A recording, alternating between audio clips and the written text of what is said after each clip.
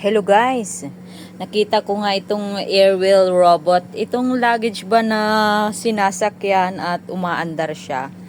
Guys, dahil curious si Inday, susubukan natin to kung ano bang feeling ng nakasakay dito.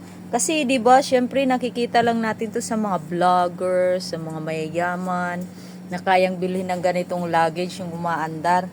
So, dahil nakita ko po yan gamit yan ng aming amo, susubukan ko na rin. Total nakatambak lang dito. So, ma-experience naman yung nakasakay sa isang luggage. Guys, tingnan nyo guys, kung paano at madali ba itong paandarin itong luggage na ganito. So, ayan guys, subukan na natin. Ito yung power on. At sasakyan natin, tingnan natin guys, tingnan. Sige guys, wait lang. So, ayan guys, subukan natin guys kung anong ano. Hello. Hello.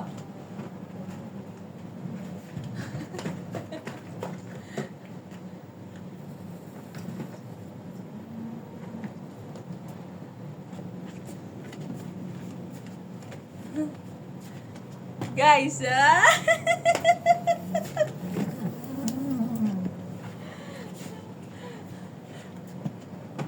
ito guys, tingnan nyo.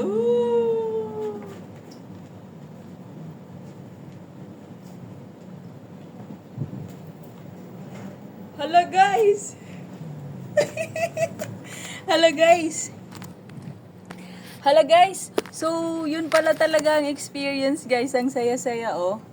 Guys, hindi siya madaling i-drive kasi medyo pagiwang-giwang yung niya, yung manibela niya. Dapat marunong kayo mag-balance kasi kung hindi, matutumba kayo kasi, for example, oh, gumigiwang-giwang po yung niya, yung, ito niya, oh.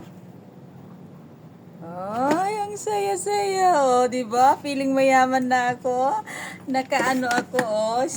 Yung lagi siya umaandar, oh, diba? Bongga. Thank you for watching, guys. Mabuhay kayong lahat. Feeling mayaman si Inday.